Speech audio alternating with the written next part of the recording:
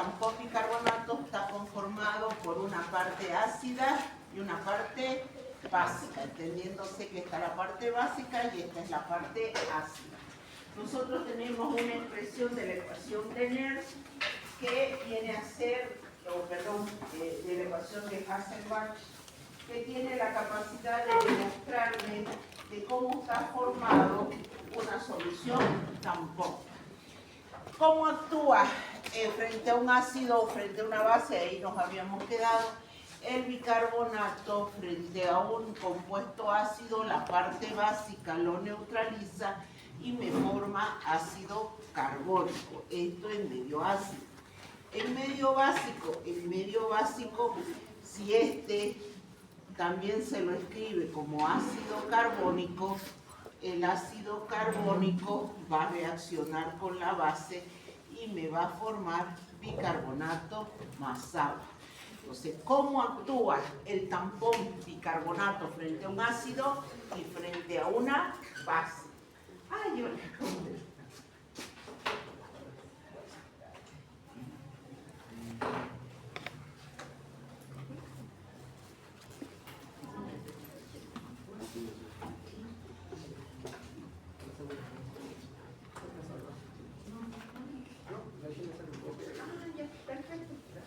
Cualquier cosa, si la ve ahí, la dice que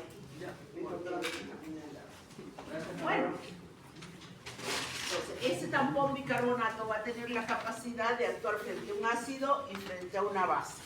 Ahora, existe una relación en la cual hay que tener en cuenta para que el pH de la sangre se mantenga en 7.4. Si nosotros sabemos, o deberíamos saber, que el pH de nuestra sangre, 7.4, tiene que mantenerse, porque si llega hasta un pH de 8 máximo es muerte, por debajo hasta un pH de 6 igual se considera muerte.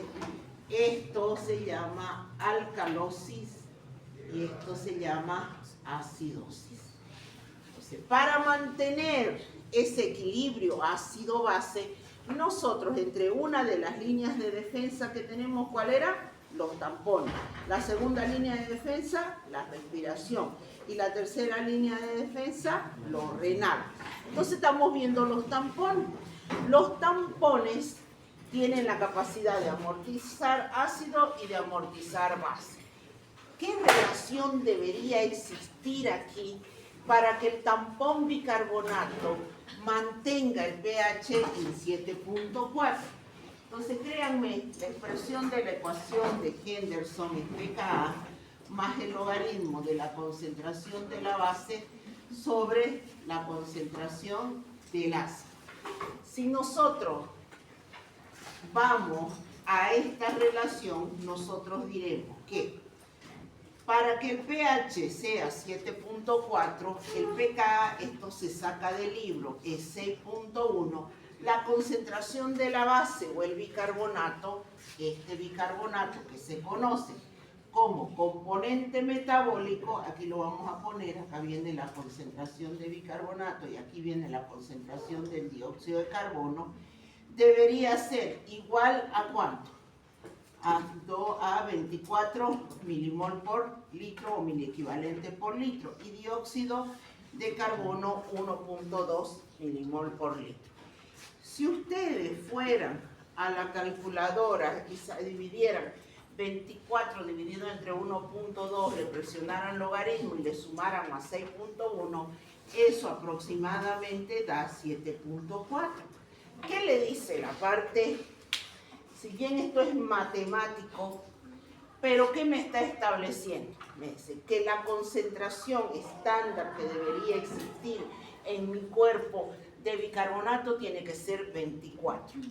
Dióxido de carbono, 1.2. Estoy hablando de concentración, cuidado, no de presión parcial, de concentración de bicarbonato, 1.2 milimol por litro.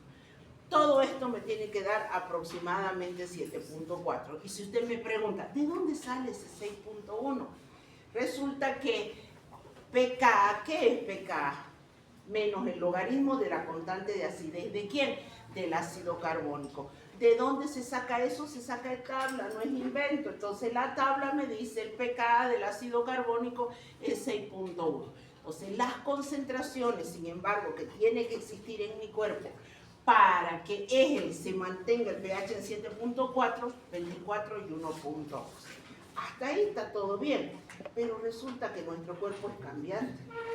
Se modifican estas concentraciones porque este bicarbonato se conoce como componente metabólico. ¿Y quién lo regula? Lo regula los riñones, la parte renal. A este compuesto se conoce como componente respiratorio. ¿Quién lo regula? Los pulmones. Muy bien. Y como nosotros sabemos que la parte renal y la parte respiratoria, obviamente que se adecúan a varios factores, vamos a ver que esa relación entre 24 y 1.2 hay que mantenerla constante. En ese caso, ¿qué es lo que nosotros hacemos? Decimos que para mantener, vamos otra vez a la ecuación, pH igual a pKa más logaritmo de la concentración de bicarbonato dividido la concentración de dióxido de carbono.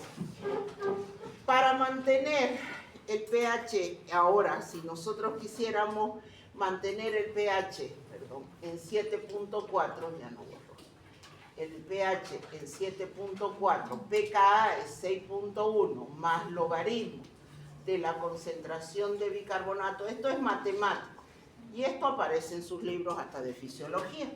Yo resto 7.4 menos 6.1, esto me da logaritmo de la concentración de bicarbonato dividido dióxido de carbono.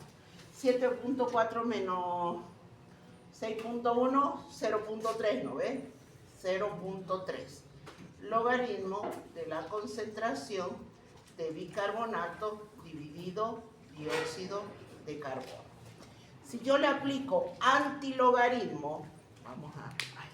otro marcador, que no está marcando bien. Si yo le aplico antilogaritmo, y en su calculadora, ¿cuál es el antilogaritmo? 10 elevado a la x, dice. Muy bien, si yo le aplico a eso antilogaritmo, a esto me va a dar aproximadamente, sale 19,9, o dicho de otra manera, 20 la relación de bicarbonato dividido dióxido de carbono. ¿Qué me dice esto? ¿Sí? Creo que 1.3. ¿A 1.3? 1.3. O sea, te está restando más. 1.3. Sí, ahí le va a salir el 20. 1.3. Entonces el antilogaritmo de 1.3 le tiene que salir, aproximadamente le sale 19,9 o redondeamos a 20. Muy bien. Ahora, ¿qué me dice eso? Si usted de repente lo mira y dice, ¿tanta matemática para qué? Y lamentablemente así funciona nuestro cuerpo. Aunque usted no crea, sabiamente, matemáticamente, juega con esa relación. ¿Para qué? Para decirme, la relación entre bicarbonato y dióxido de carbono tiene que ser aproximadamente 20. Y usted dirá, ¿pero qué lo varía? ¿Qué lo va a modificar ese 20? ¿Sí? Lo modifica. Y ahorita lo vamos a analizar teniendo en cuenta los trastornos del equilibrio ácido-base. Habíamos dicho que la parte metabólica es el bicarbonato, se conoce como bicarbonato, y la parte respiratoria es el dióxido de carbono. Muy bien, veamos entonces. Voy a correr esto un poquito. Permítanme. Ya, muy bien.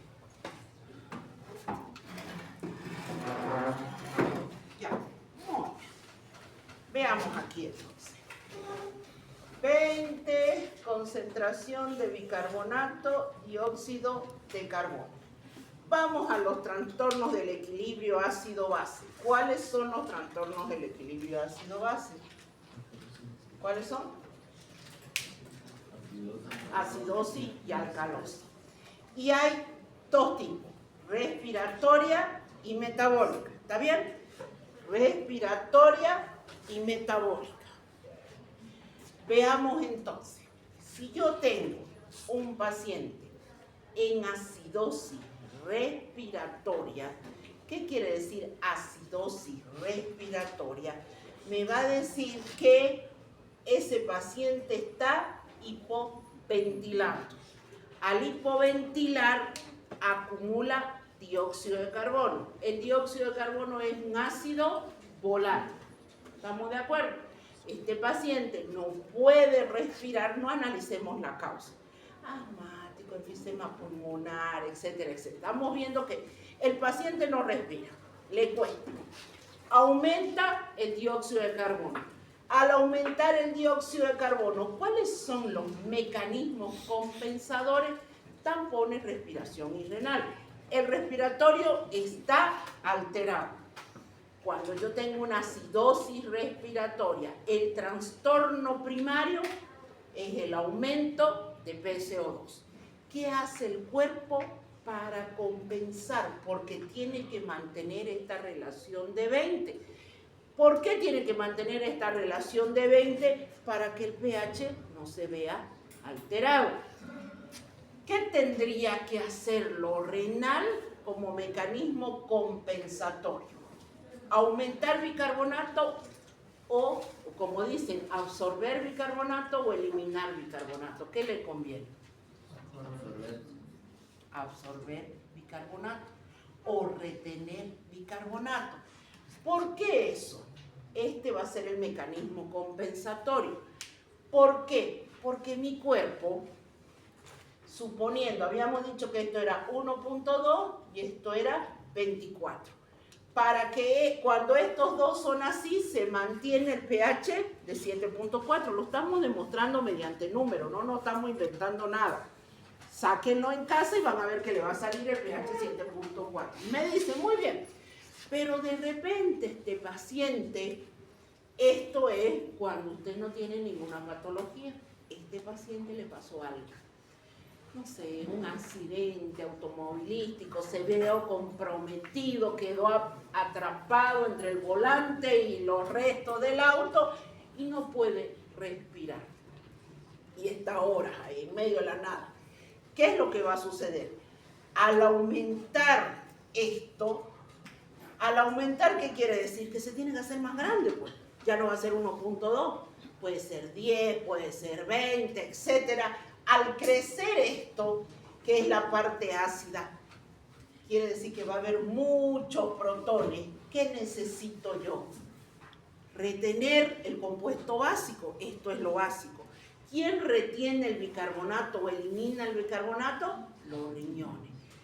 En este caso, si ha aumentado esto, ¿qué tengo que hacer? Aumentar lo negativo o los bicarbonatos para ir anulando la acidez. Entonces yo tendré esto elevado y esto también lo voy a tener elevado. De manera tal de tratar de mi cuerpo, trata de mantener ese aproximado de la relación de 20. ¿Está bien? Ahora al revés. Resulta que ahora el trastorno primario va a ser una hiperventilación. ¿Qué quiere decir hiperventilación? Empiezo a respirar más veces, aumento la velocidad y la frecuencia y el dióxido de carbono se pierde. ¿Cuándo ocurre eso? A veces son factores fisiológicos. Parto normal, estamos diciendo cesárea, tengo un examen de grado, estoy estresado, estoy nervioso, empiezo a hiperventilar. Quiere decir que este valor entonces baja. Todo esto ahora va a bajar. Si esto baja, el componente ácido, este es el trastorno primario. Si esto baja, ¿qué sucede con el bicarbonato? Va a tener que bajar. El trastorno primario, si se va el compuesto ácido, ¿qué voy a desarrollar? Una alcalosis. ¿De qué tipo? Si el trastorno primario es el PCO2, ¿qué va a ser? Una alcalosis de tipo respiratorio. ¿Cuál es el mecanismo compensador? La reabsorción de bicarbonato. ¿Estamos de acuerdo? ¿Está bien? ¿Sí? ¿Se entiende? ¿Va yendo? Bueno. Vamos ahora al revés. Ahora vamos arriba. al componente metabólico. Ya vimos los respiratorios, ya vimos acidosis respiratoria y alcalosis respiratoria. Vámonos al otro, ahora el bicarbonato. El bicarbonato es nuestro componente metabólico. Entonces, la alteración del equilibrio ácido-base o el trastorno del equilibrio ácido-base, como se va a llamar, acidosis metabólica o alcalosis metabólica. Muy bien. Ahora borremos esto que no borra, aunque se moja. Ahora sí, vamos arriba. Ahora es el bicarbonato. Ahora es el bicarbonato. Si el bicarbonato es un compuesto básico. Si el bicarbonato desciende, disminuye, ese es el trastorno primario. Y ahora quiero que, a ver, para que nos ubiquemos en los casos clínicos de acidosis, alcalosis. Porque una cosa es verlo ahorita y otra cosa es cuando usted lo tiene el caso clínico y no lo entiende. ¿Para dónde voy? ¿Qué es lo que hago? Fíjese, lea la clínica del paciente para saber cuál va a ser el trastorno primario. Porque en una gasometría todo le va a salir alterado, o puede que no, también puede que el pH le salga normal y abajo alterado, o puede que el pH le salga alterado y todo lo de abajo alterado. Y a usted se le pregunta, ¿cuál es el trastorno primario y cuál es el mecanismo de compensación? Y usted lo mira y dice, pero si todo está alterado, ¿cuál va a ser entonces el trastorno primario? ¿Qué es lo que tenemos que analizar? Lo que me dice el contexto, la clínica del ejercicio o del caso clínico, en este caso. Si me dice paciente fumador o paciente, a un niño asmático, que le habla de que está fallando el proceso de la respiración, ¿qué va a decir usted? Aquí el trastorno primario es lo respiratorio. Ahora tengo que ver si es acidosis o es alcalosis. ¿Estamos de acuerdo? Ya lo hemos visto, lo respiratorio. ¿Qué pasa, sin embargo, cuando hablo con lo metabólico?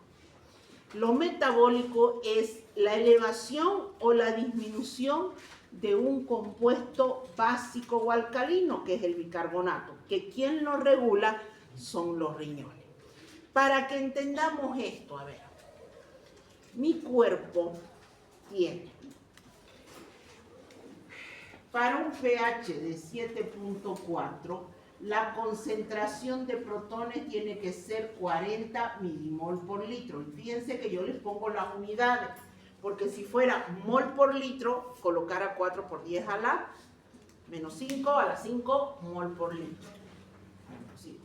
En este caso, es mol por litro. Para que esto se mantenga, ¿cuánto tiene que ser? Hemos dicho la concentración de bicarbonato, 24. La concentración de dióxido de carbono, 1.2. Esto, concentración. Cuidado, que la gasometría no me habla de concentración, pero aquí estamos, sino de qué me habla. Presión parcial. Y bien lo que dijo su compañero, presión parcial. Aprendamos a hablar con propiedad, porque es presión parcial.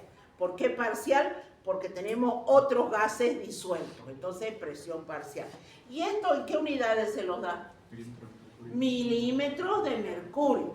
Aquí les estoy dando en unidad de concentración de milimol por litro. Eso para cuando usted esté estudiando y diga, ¿y por qué acá da 1.2? ¿Y por qué acá milímetro de mercurio? Porque estoy hablando acá del gas, del dióxido de carbono como gas. ¿En qué unidades mido? En presión. Y en presión es milímetro de mercurio. Y aquí, ¿qué estoy hablando? Concentración. ¿Qué tanto se disuelve el dióxido de carbono por volumen de agua? Muy bien. Esto tiene que ser así. Es decir, que tengo que tener 24 de bicarbonato para 40 protones. ¿Qué sucedería si el paciente estaba así, todo bien, tranquilo? Esto quiere decir que somos nosotros en este momento. ¿Sí? Ninguno de nosotros tenemos alteración del equilibrio ácido-base. Puede ser yo que estoy fatigada por avanzar. Listo. Pero, miren ustedes, está 7.4. Resulta que Algo ocurre que no sabíamos que alguno de ustedes era diabético, mal compensado, no venía tomando su medicamento, y nosotros bien sabemos que mi célula necesita energía bajo la forma de glucosa. No tomo el medicamento, no hago mi dieta y resulta que esta glucosa se acumula grandemente en mi torrente sanguíneo. La célula, pero no entra la célula. La célula grita de hambre. ¿Qué me viene? Hambre. A mí me viene hambre. ¿Sí? Con fagia, empieza la persona a comer demasiado. Y lo único que consigue es que esta glucosa se vaya elevando. A todo esto, y además que nos viene sed, muchas ganas de orinar, etcétera. La sed ya lo hemos visto que es por la deshidratación. Paralelo a esto, la célula está gritando que tiene hambre. Aquí está mi célula adiposa, mi adipocito. ¿Qué tiene acá? Triglicéridos. Las grasas son fuente de energética también y grande fuente de energética. Entonces, ¿qué sucede? Esta grasa de depósito empieza a romperse para generar energía. Pero, lamentablemente, como al ser grande, también se me generan los famosos cuerpos cetónicos. Que ahora aquí no quiero que se queden con la idea de que, o el error de decir que estos cuerpos cetónicos no existen en su cuerpo. Sí existen. Ah, no, es que yo tengo que ser diabético para generar cuerpos cetónicos. No. Usted sí, si usted me dice, ¿tengo cuerpos cetónicos en este momento? Seguro que sí, con la única diferencia que acá se generan 5 y se gastan 5. Listo, se mantiene el equilibrio. Usted hace una dieta. Me voy a inventar ahora, una dieta en la que le quitan todos los hidratos de carbono, una dieta cetogénica. Por eso se llama cetogénica. Su cuerpo empieza a quemar las grasas y en vez de generar 5, genera 15. Pero 5 se van gastando. Y usted que está sin comer hidratos de carbono y haciendo su dieta cetogénica, empieza a eliminar un olorcito especial.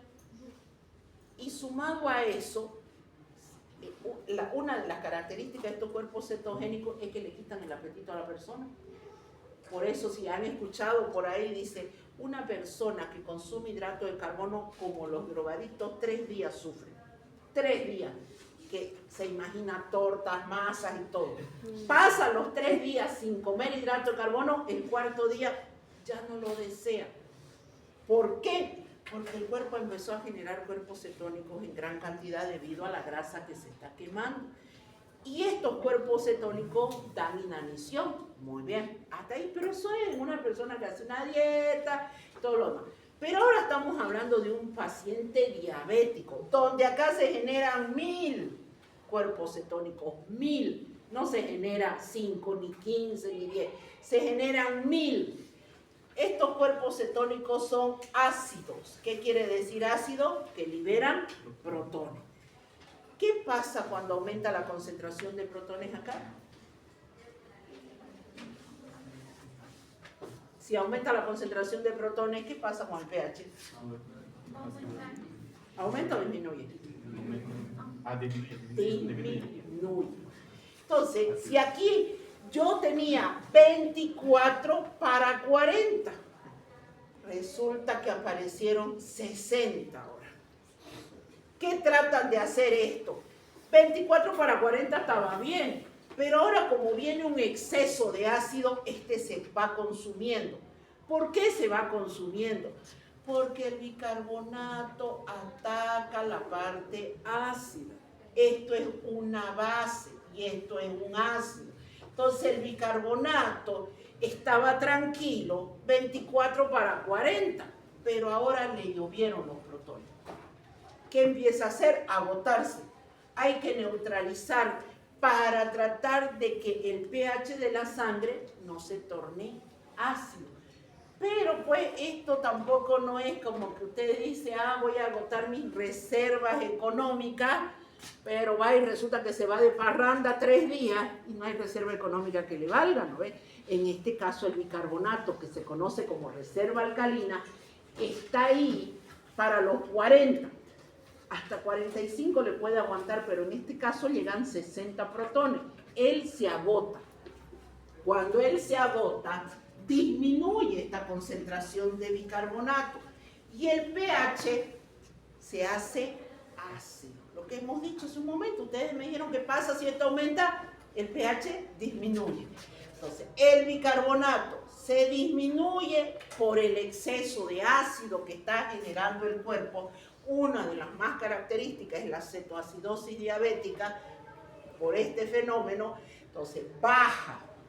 ¿Cuál es el trastorno primario? En este caso, la disminución de bicarbonato. Entonces, el caso clínico, o una de dos, o le habla de problemas renales, donde el bicarbonato se va perdiendo, o le habla de paciente diabético, o le habla de casos en los cuales los riñones van eliminando o van reteniendo también protones, y yo voy a tener un aumento de una disminución de bicarbonato. Por compensación, ahora, si el trastorno primario es la disminución de bicarbonato, ¿cuál va a ser el mecanismo compensador? Lo respiratorio. Cuando el trastorno primario era respiratorio, el mecanismo compensador era metabólico.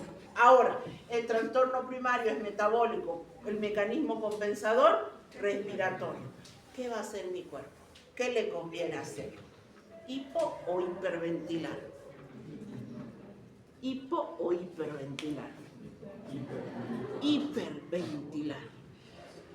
Y usted lo va a ver característico a ese paciente cuando esté haciendo su internado, que llega fatigado, hiperventilando. Y el olor, acuérdense de mí cuando esté haciendo su internado, ese olorcito especial, raro.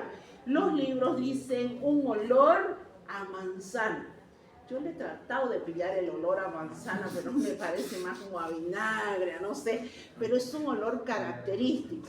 Puede que usted lo sienta, el olor a manzana, pero es un olor que toda vez que vea a una persona que esté en inanición, una persona que esté haciendo dieta, que venga 3 días sin comer bien, 4 días, usted lo va a sentir ese olor.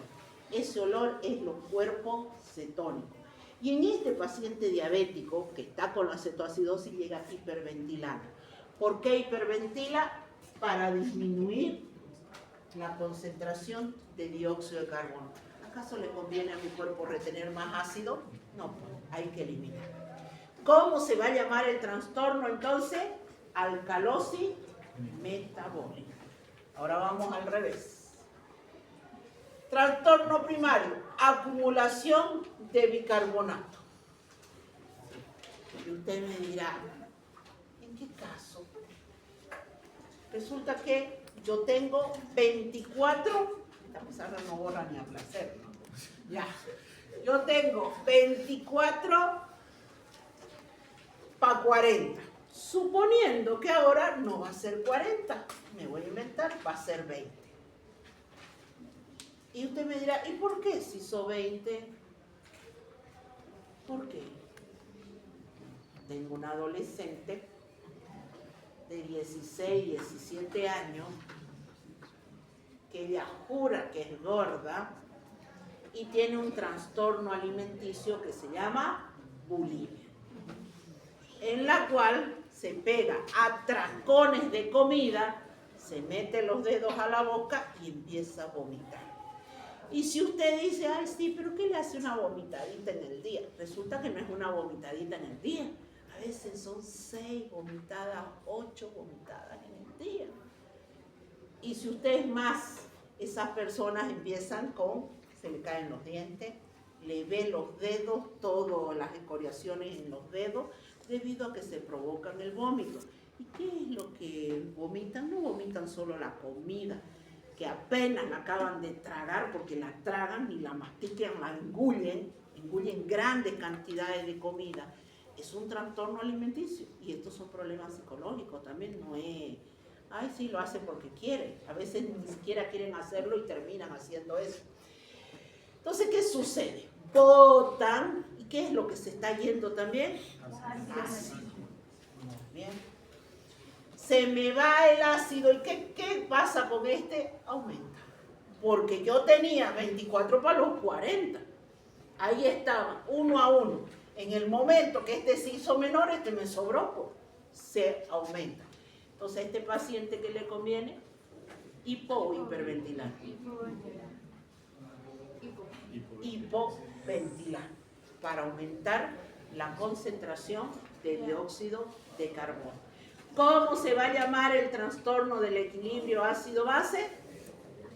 Alcalosis metabólica. ¿Por qué alcalosis? Porque la concentración de protones disminuyó. Cuando disminuye la concentración de protones, ¿qué pasa con el pH? Aumenta.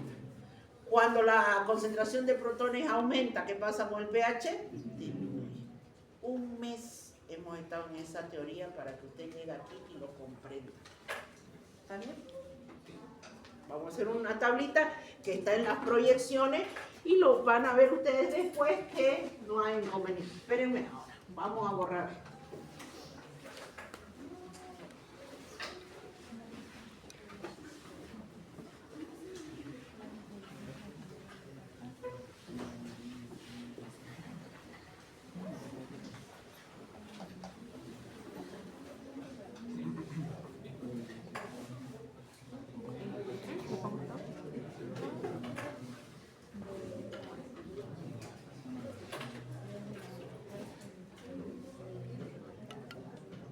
¿El lunes pasan con los auxiliares o conmigo? Con los auxiliares, que les toca ver casos clínicos, ¿no? Y de ahí volvemos a la exposición, conmigo perfil lipídico y perfil pancreático. Sí, ¿no ven? Y el 10 de, no se olviden que el 10 de julio tenemos nuestro aniversario. Muy bien. ¿Hasta dónde? Hasta terminar el equilibrio ácido-base. Toda la información ya la tiene en mi pizarra, por favor, va en la plataforma. Así que no haya dónde perderse. Ya. Vamos a hacer esta tablita que aparece en... Allá se moja la pizarra, también ya no escriben los marcadores.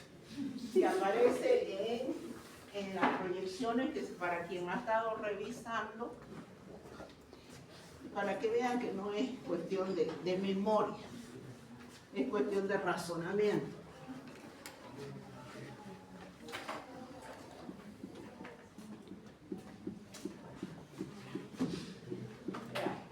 Necesito anotar estos datos nomás y de ahí. pH 7.4, concentración de protones 40, concentración de bicarbonato 24 y concentración de, vamos a ponerle la presión parcial de dióxido de carbono. Aproximadamente de 35 a 40 milímetros de mercurio. Esto es normal. Vamos a ver. Acidosis respiratoria, alcalosis respiratoria. Un resumen de lo que acabamos de hablar. Acidosis metabólica y alcalosis metabólica. Muy bien. Veamos ahora. Trastorno primario. ¿Cuál es el trastorno primario de una acidosis respiratoria? ¿Cuál es el trastorno primario? Acabamos de hablar. Aumento del dióxido de carbono. Aumento de dióxido de carbono. Entonces, cuando el trastorno primario es el aumento de dióxido de carbono, lo voy a marcar así con doble flecha. Doble flecha va a indicar el trastorno primario. ¿Está bien? Causa no estamos analizando. Listo. ¿Qué pasa cuando aumenta? ¿Y este compuesto es ácido o básico? Ácido. Si aumenta lo ácido, ¿qué pasa con el pH? ¿Aumenta o disminuye? Disminuye. Entonces la flechita va abajo. ¿Qué pasa con la concentración de protones? ¿Aumenta o disminuye? Aumenta. La concentración de protones. Aumenta. La concentración de protones aumenta. ¿Y qué va a pasar entonces? El mecanismo compensador, que es el bicarbonato, ¿va a aumentar o va a disminuir? Va a aumentar. Este es el mecanismo compensador. Lo voy a poner en redondito. ¿Está bien? En todos los casos clínicos de su guía, de los exámenes, de todo lo que usted va a ver, siempre lo primero que uno se pregunta, ¿cuál es el trastorno primario? Y el trastorno primario responde a la clínica del paciente. Muy bien, en este caso estamos diciendo ya directamente que es una acidosis respiratoria. ¿Cuál es el trastorno primario? PCO2 elevado. ¿Cuál es el mecanismo compensador? La parte renal. ¿Qué pasa con los protones cuando hay una acidosis? Aumenta. ¿Qué pasa con el pH? Disminuye. Vamos ahora a la alcalosis respiratoria. En la alcalosis respiratoria, el trastorno primario es el PCO2. ¿Pero qué? Disminuye. Marco el trastorno primario. ¿Cómo va a estar el pH en una alcalosis? ¿Arriba o abajo? Arriba. ¿Y cómo van a estar los protones? Abajo. Y el mecanismo compensador va a estar el bicarbonato. A mi cuerpo le conviene retener bicarbonato o eliminar bicarbonato. Eliminar bicarbonato. Listo, esto va abajo. Este es el mecanismo compensador. ¿Está bien? Miren que la estamos armando esta tablita. Esto aparece en el PowerPoint que vamos a proyectar, Dios mediante, si podemos pasar clase el sábado. Virtual. Entonces, ya, hasta aquí estamos bien. En la acidosis metabólica, ¿cuál es el trastorno primario? ¿El bicarbonato bajo? El bicarbonato bajo. Muy bien, ahora el trastorno primario está acá. Si el bicarbonato baja, el pH, si es una acidosis, va a estar abajo o arriba. Abajo. La concentración de protones, arriba. Y el mecanismo compensador, en este caso, ahora si lo metabólico es el trastorno primario, el mecanismo compensador va a ser la respiración. ¿Cómo va a estar? ¿Hacia abajo o hacia arriba? Hacia abajo. Si se fue el bicarbonato, ¿me conviene retener compuesto ácido? No. Entonces, hacia abajo. Entonces, el mecanismo compensador, hacia abajo. En la alcalosis metabólica, el trastorno primario, la elevación del bicarbonato. Listo.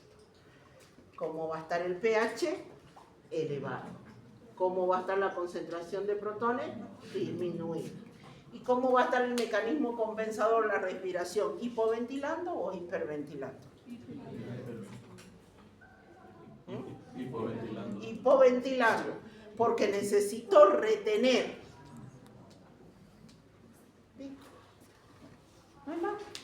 No hay más ciencia. ¿Vieron qué facilito? ¿Sí? Tanto pasar un mes que es pH, que es ácido, que es fácil para llegar a esto. Bueno, es el tampón bicarbonato, hemos visto los trastornos, veamos ahora el tampón de proteínas y de ahí entramos a la regulación de la respiración. Cosa que yo proyecto Dios mediante el sábado, si podemos pasar virtual 45 minutos para terminar todo el avance de equilibrio ácido-base. Y la otra semana ya empiezo con las biomoléculas y la subsiguiente semana ustedes ya dan su examen. Muy bien. ¿Puedo borrar ya esto? Veamos entonces el tercer, ya hablamos del tampón fosfato, del tampón bicarbonato, hemos hablado aprovechando eso de los trastornos que voy a volver a repetir el sábado, la van a ver esta tablita en proyección, o por ahí ya la han visto en multimedia, es lo que les he pasado a la plataforma. Pero veamos ahora las proteínas. ¿Se acuerdan que son 4 los grandes tampones que habla nuestra bibliografía para que nuestro cuerpo mantenga el equilibrio ácido-base? Bicarbonato, fosfato, hemoglobina y proteína. Muy bien. Ahora viene aquí el pequeño detalle. A ver, denme ejemplo de proteína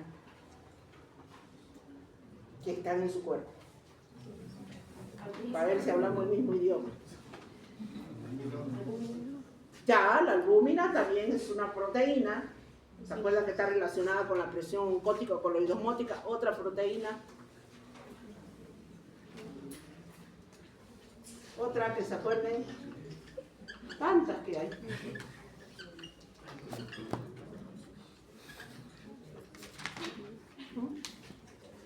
Colágeno.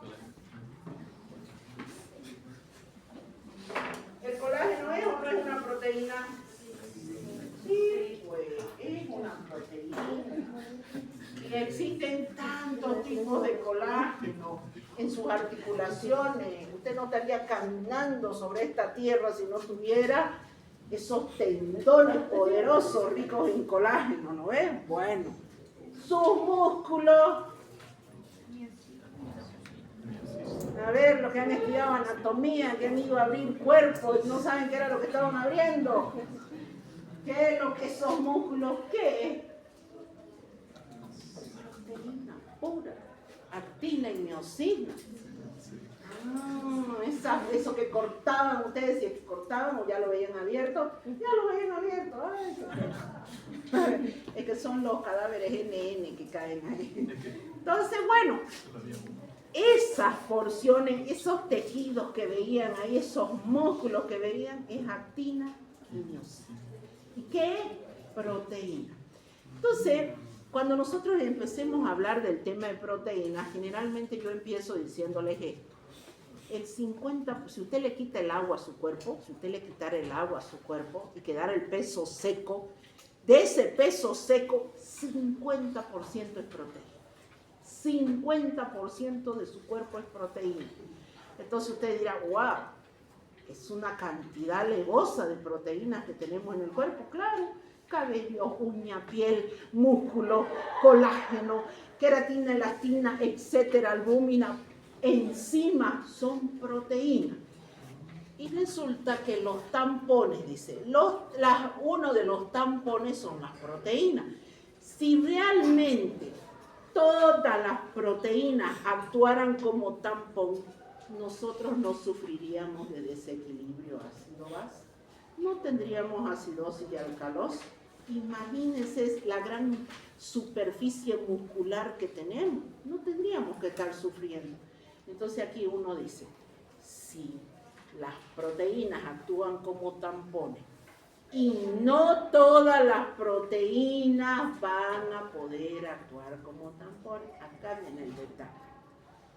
Lamentablemente tan parecido como que usted diga así, todos los egresados del colegio, los que han salido bachiller, van a ser estudiantes de la carrera de medicina. Dicen, no, pues, usted está mal.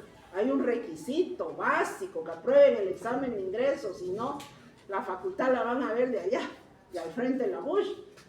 Muy bien. Si no aprueba el examen, ese es el requisito indispensable, ¿no ven? Bueno, ahora, ¿cuál es el requisito indispensable para que una proteína pueda actuar como tampón? Y créanme, ahorita lo voy a anotar y más adelante después lo vamos a volver a ver. Primero, las proteínas, su unidad básica estructural son los aminoácidos. Es decir, todas las proteínas están conformadas por aminoácidos. ¿Cuántos aminoácidos? Muéranse para tanta estructura proteica, solo 20. Solo 20 aminoácidos. Resulta que para que una proteína pueda actuar como tampón, tiene que tener un aminoácido muy importante, que es la histidina. Si la proteína tiene como parte de su estructura a la histidina, y una buena cantidad también, porque no me va a servir de nada unita comparada con miles, esa proteína actúa como tampón. Y ahora, yo sé que usted me dirá o se estará preguntando, ¿y qué de maravilloso tiene este aminoácido que la convierte esa proteína en tampón? Yo solo lo voy a anotar aquí y cuando lleguemos a proteína lo voy a explicar.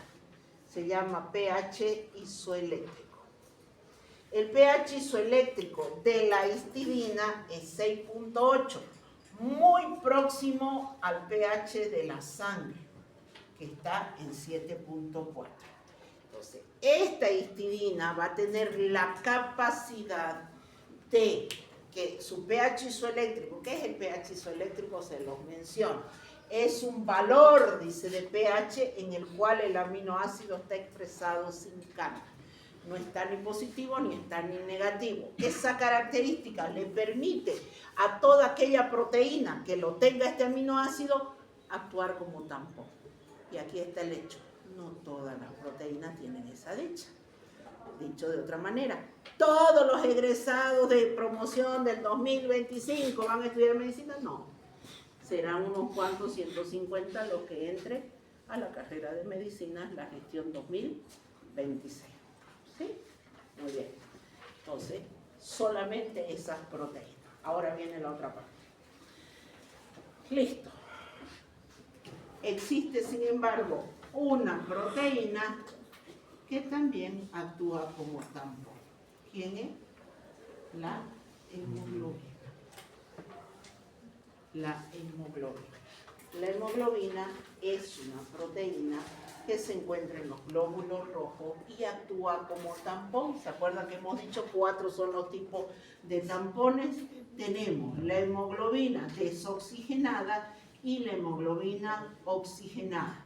Estas dos van a actuar como tampones. En este momento lo explico cuando entro con mi segundo mecanismo compensador. Hasta aquí terminé de explicar los tampones. Vimos fosfato, vimos bicarbonato, acabo de hablar de proteínas, no hay más que hablar. Y para hablar del tampón hemoglobina, voy a hablar del mecanismo compensador, el respiratorio. Vamos entonces con la segunda parte. De que me toque la hora de salida. Entonces vamos con el respiratorio.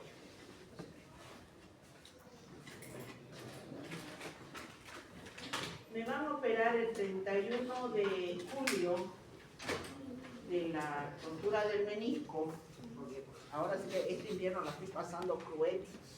El 31 de julio no me puedo operar antes, el traumatólogo, porque miren, parece que no van a tener que estudiar traumatología, no tiene espacio.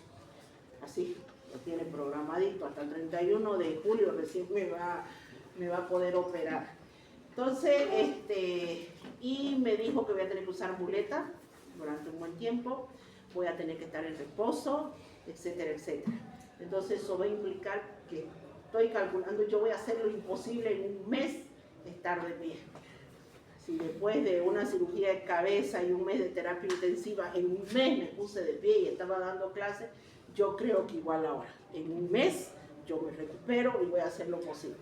Pero me va a tocar un mes en el cual me va a dificultar dar clases así, porque con muleta es medio difícil, ¿no ves? Y estar parada. Entonces, esas clases las voy a dar virtuales también, porque puedo, yo creo, en casita estar con la pierna estirada y hablar a través de una pantalla para que no nos perdamos tiempo. Lo único que sí que no voy a poder va a ser venir y estar en las prácticas.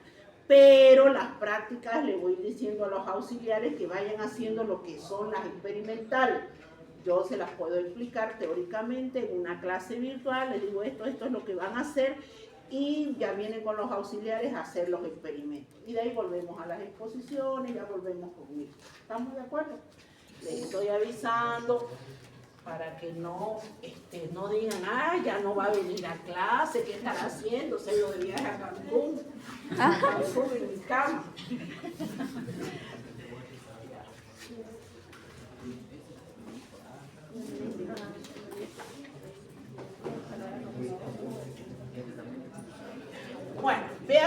mecanismo respiratorio. Segundo mecanismo de compensación. Habíamos dicho que rápidamente los tampones actúan. Pero resulta que cuando hablamos de la respiración, este mecanismo compensador es lento. Este mecanismo compensador tarda aproximadamente 4 horas.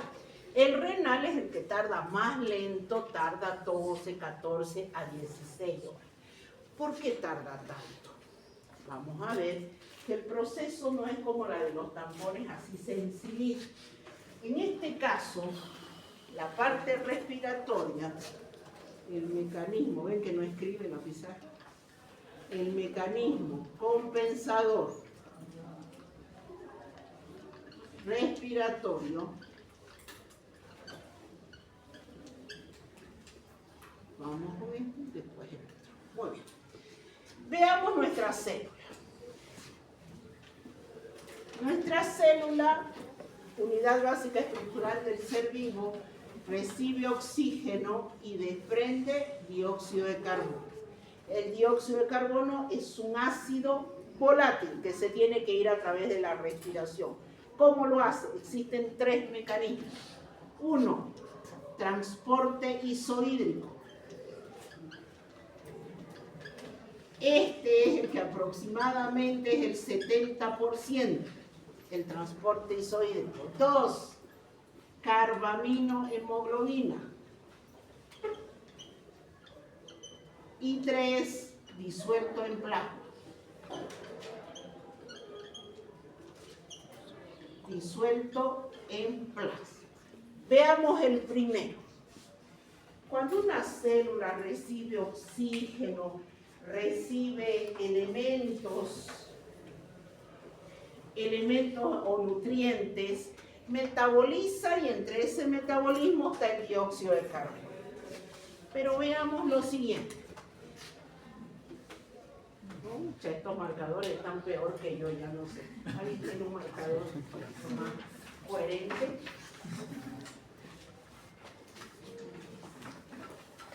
Esto lo voy a sacar. ¿Tiene algún marcador? Aquí lo vamos a poner. Eso se lo voy a poner acá para que no se confundan con los otros. Ve que está igual que yo con la bolsa de marcadores porque van pintando y de ahí se pierden. Ya, veamos. Glóbulo rojo, muchísimas gracias. Ay, bien. Glóbulo rojo. Glóbulo rojo. Este glóbulo rojo viene de la sangre arterial.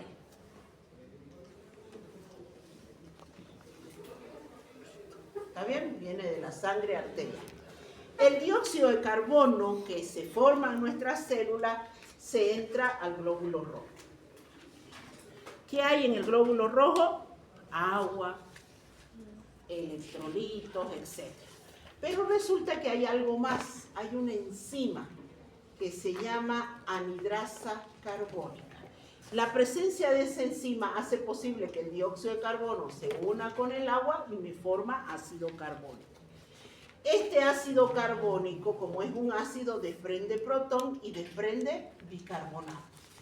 Si este bicarbonato si este ácido se quedara dentro del glóbulo rojo, haría que el pH descendiera y el glóbulo rojo se reventaría, desintegraría. Entonces, ¿qué es lo que necesitamos nosotros? Que este protón quede neutralizado. ¿Quién lo va a neutralizar? Y ahí entra la acción de tamponamiento de la hemoglobina. Porque ¿qué trae mi glóbulo rojo? Trae hemoglobina oxigenada. ¿Por qué? Porque es sangre arterial. La hemoglobina que está agarrada del oxígeno, en el momento que ve que la concentración de protones aumenta, esta hemoglobina atrapa al protón y se me forma hemoglobina protonada. Al liberar al oxígeno, el oxígeno sale y se va a la célula. Miren ustedes, hasta ahí está todo funcionando bien, porque ustedes dicen muy bien, ¿qué se llama esto? Se llama el efecto de Bohr. ¿Qué me dice el efecto de Bohr? El efecto de Bohr dice lo siguiente. Cuando aumenta la concentración de protones, la hemoglobina pierde la afinidad por el oxígeno y lo libera. Y actúa como tampón. ¿Ven? La hemoglobina atrapa el protón y lo neutraliza. Esa es la actividad de tamponamiento. Pero entonces usted dirá, ya, muy bien, pero ¿y acá qué me queda? Bicarbonato. ¿Y el bicarbonato qué es? Es una base. Neutralicé lo ácido y ahora me queda lo básico. ¿Qué pasa con el bicarbonato? El bicarbonato pasa al torrente sanguíneo y se convierte en lo que conocemos como reserva alcalina, el que toma una concentración de 24 miliequivalentes por litro. Pero existe algo que se llama intercambio iónico.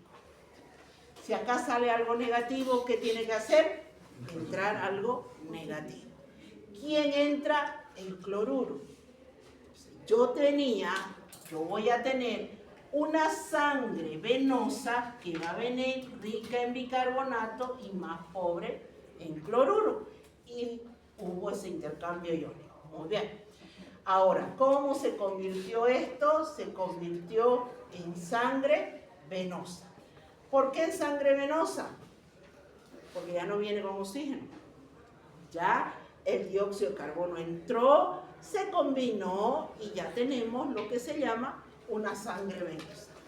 Ahora, ¿dónde se dirige esta sangre venosa? Se dirige a los alveolos para el intercambio gaseoso.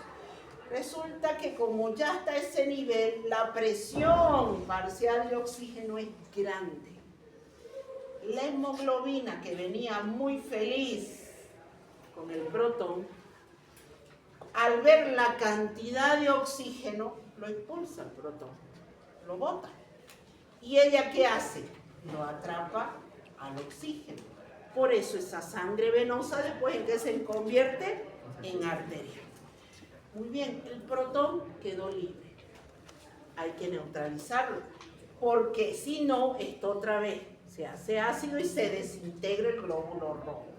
¿Quién estaba afuera como reserva alcalina? El bicarbonato, que es una base. El bicarbonato dice, ahí me llaman, y entra. Se une al protón y forma ácido carbónico. Bajo esas condiciones de presión, el dióxido de carbono, el ácido carbónico se descompone en dióxido de carbono más agua. Y esto se expulsa a través de la respiración. ¿O no? ¿O ya nos inventamos? No, pues ¿acaso no botamos dióxido de carbono? Sí. ¿Acaso no eliminamos agua? Sí, claro que no será como agua líquida, pero agua evapora. Muy bien. Pero al entrar esto, ¿quién salió? Otra vez el cloruro. Entonces yo tendré una sangre arterial un poco más pobre en bicarbonato, pero más alta en cloruro. Fíjense ustedes que es por eso cuando decimos, cuando se afecta la presión parcial de dióxido de carbono, yo desarrollo un trastorno acidosis o alcalosis respiratorio. Cuando no puedo respirar por algún factor, este se acumula, pues no sale.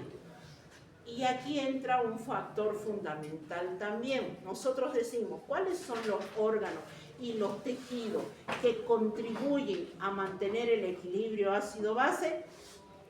Sangre, pulmones y riñones. De ahí la importancia de que cuando usted dice, ¿y para qué hacerle a un paciente un hemograma de rutina todas las veces? Miren, la función del glóbulo rojo no es solamente transportar oxígeno, como nosotros pensamos. Miren cómo contribuye en lo que es la regulación del equilibrio ácido-base. No será de manera directa, pero tiene su participación. Si yo estoy anémico y no tengo glóbulos rojos, ¿esto se va a dar? No se va a dar. Entonces, para mi cuerpo es importante mantener una cantidad de glóbulos rojos de acuerdo a mi edad, de acuerdo a mi sexo, etc. Bueno, primero, transporte isohídrico. Segundo, carbaminohemoglobina. Resulta que ahora viene el dióxido, vamos a hacer uso y abuso. Ahora resulta que este dióxido de carbono, pintan todo una maravilla, por favor. Resulta que este dióxido de carbono entra, pero ya no se combina con el agua. Este es más osado y la pilla la hemoglobina que está de ida a neutralizar el protón. Soltó al oxígeno, lo soltó y está de ida a atrapar el protón. Y este es más osado y va y se pega la hemoglobina. En el momento justo que la hemoglobina expulsa el oxígeno y está atrapando el protón, viene el dióxido de carbono y se une. Se une a uno de los aminoácidos que se llama valina. La hemoglobina es una proteína de nivel cuaternario que tiene 4 hemos y 4 cadenas de globina. Cada globina tiene alrededor de 150 aminoácidos. Resulta que entre uno de esos aminoácidos está la valina. Este dióxido de carbono lo alcanza a ver ese aminoácido y se engarza. Por eso, la cantidad de aquí que se habla de carbaminohemoglobina es, algunos dicen, menor que un 10%, un 20%. Es decir, tiene que ser muy diestro ese dióxido de carbono para justo engancharla a la valina y unirse. ¿Qué se forma en ese momento? Se forma la carbaminohemoglobina. Y que va aquí también. Si quieren verlo, está ahí. No está fuera del glóbulo rojo, está dentro. Y es una manera a través de la cual esa hemoglobina lleva el dióxido de carbono. Y este dióxido de carbono, cuando está acá, ¿qué le ocurre?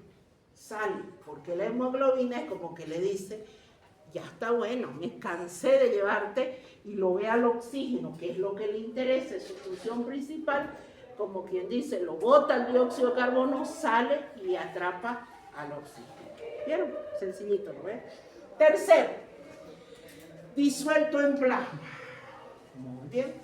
¿Qué hay acá? Si esto es un vaso, ¿qué hay acá? Plasma. ¿Sí o no? ¿Y el plasma qué tiene? Agua. ¿Bien? Aquí hay agua. Resulta que este dióxido de carbono no entró aquí, no se unió acá, no allá, cae aquí. Dióxido de carbono que cae en plasma. Y usted me dirá, ¿qué hay aquí? Agua. En plasma hay agua. Y usted me dice, muy bien, dióxido de carbono más agua da ácido carbónico. Suena bonito, ¿no ves? Pero resulta que no es así. Y si usted me dice, ¿por qué? Pero si usted acaba de escribir ahí que dióxido de carbono más agua, ahora dice que no. ¿Qué es lo que hace falta? La anidrasa carbónica. Aquí no hay. Y lamentablemente, pues las reacciones funcionan así. Vamos a llegar al tema de enzima. Si no hay la enzima, no hay reacción. Si no hay el ayudador de la enzima, que son las vitaminas, no hay reacción. Muy sencillito. Entonces, el dióxido de carbono más agua, no hay reacción. ¿Qué le pasa al dióxido de carbono? Queda ahí. El dióxido de carbono es un gas. ¿Han visto? Bueno, no, como que han visto. ¿Quién no toma Coca-Cola? ¿Quién no toma Coca-Cola? ¿Cómo se le llama generalmente? Bueno, nosotros generalmente decimos Coca-Cola a todo, ¿no? Porque tomamos Coca-Cola, pero generalmente le dicen gaseosa. ¿Por qué gaseosa? Porque tienen gases disueltos. ¿O no tienen gases disueltos? Sí, ¿no ves? ¿Y acaso cuando usted no lo abre, no lo escucha el gas? Sí, reaccionan con el ¿Y oxígeno. por qué se disuelve tanto gas? Porque reaccionan con el oxígeno. Ya, pero ¿por qué es capaz de disolverse? Porque cuando usted lo destapa, el gas sale. Presión. Presión. Presión. Han sido envasadas a presión. para que un gas se disuelva en grandes cantidades, tiene que haber presión, alta presión. ¿Acaso nosotros vamos a tener altas presiones? No puede. A la presión fisiológica, ese gas, ese poquito gas, queda nadando ahí. Por eso se dice que la cantidad de dióxido de carbono disuelto en plasma es bajo. ¿Cuánto es su concentración? 1.2 milimol por litro. ¿Y cuánto era acá? 24 miliequivalentes por litro. Cuando eso se mantiene así, el pH de mi sangre está en 7.4. Mientras tanto, después se altera por exceso o por defecto. Entonces, el tercero, disuelto en plasma. ¿Está bien? ¿Vieron que no está difícil?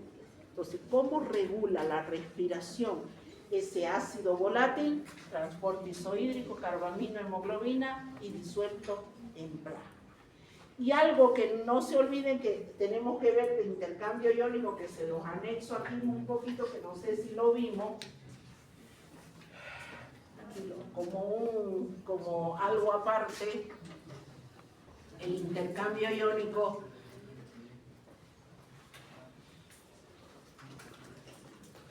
¿Se acuerdan que les había dicho? Esta es mi célula. Cuando yo tengo una acidosis, la concentración de protones está elevada. Como hay tampones extracelular y tampones intracelular, yo tengo que mantener el equilibrio. Entonces este protón está adentro. ¿Qué hace un intercambio iónico? ¿Quién está aquí? El potasio. Entonces el potasio sale afuera y se eleva. Entonces en una acidosis yo puedo cursar con una hipercalemia. Al revés, esto se llama intercambio iónico. ¿Por qué les digo eso? Porque si usted se va al libro, el Antonio Blanco dice así: para mantener el equilibrio ácido-base están los tampones, los respiratorios y los renales. Ya hemos visto hasta el respiratorio. Pero usted va a otro libro como el Laguna le dice, para mantener el equilibrio ácido-base existen 4 mecanismos: tampones, respiratorio, renal y el intercambio iónico, que es este. Pero nuestro libro, el Antonio Blanco, el intercambio iónico, por ejemplo, lo asocia acá. Esto es intercambio iónico. Esto es intercambio iónico. Y habla también de esto. Lo habla como parte de los tampones. Entonces le va a decir que, por ejemplo, en una alcalosis la concentración de protones está muy baja. En este caso, el protón va a salir hacia afuera por intercambio entre el potasio. Una alcalosis va a cursar con una hipocalemia y una alcalosis con una hipercalemia. Y si usted me dice lo siguiente, ¿por qué esto es importante? ¿Cuál es la relevancia? Valor de 7 miliequivalentes por litro, muerte. Valor esto por arriba, ¿no? Más. Valor por debajo de 2 miliequivalentes por litro, muerte. Es decir, su paciente se muere si usted no le controla el potasio. Por eso los gasómetros modernos tienen a la cabecera del paciente, están a la cabecera del paciente un aparatito así chiquitito, donde el médico terapista puede sacarle una sangre arterial al paciente, medir y controlarle él sin necesidad de pedir al laboratorio. Pero estamos hablando de clínicas privadas, donde finalmente, ¿quién termina pagando ese aparatito? El familiar del paciente, y 3 veces lo termina pagando. Pero en nuestras instituciones públicas, donde le va a tocar a usted hacer su residencia y donde va a estar llevando a usted su jeringa, su torunda, sus guantes, su todo, los gasómetros son aparatos que están en los laboratorios. Y se pide gasometría y ionograma para ver esto. ¿Está bien? Esto se asocia como también intercambio iónico. ¿Está bien? ¿Vieron? Entonces, ¿qué nos falta? ¿Qué nos falta? Ya para terminar, aguántenme. El renal, cómo hace mi cuerpo para, de manera renal, mantener el equilibrio ácido-base. Y de ahí entramos al otro entorno del equilibrio ácido-base, que vamos a ver las causas. Eso lo voy a proyectar, lo vamos a ver Dios mediante este sábado en clase virtual. ¿Está bien? Y con eso estamos listos para el examen. ¿Hay más, muchachos? Sí, ¿no? Ahí está, mil gracias, de verdad me sacó de apuro. Todo esto de acá ya no sirve, voy a botar.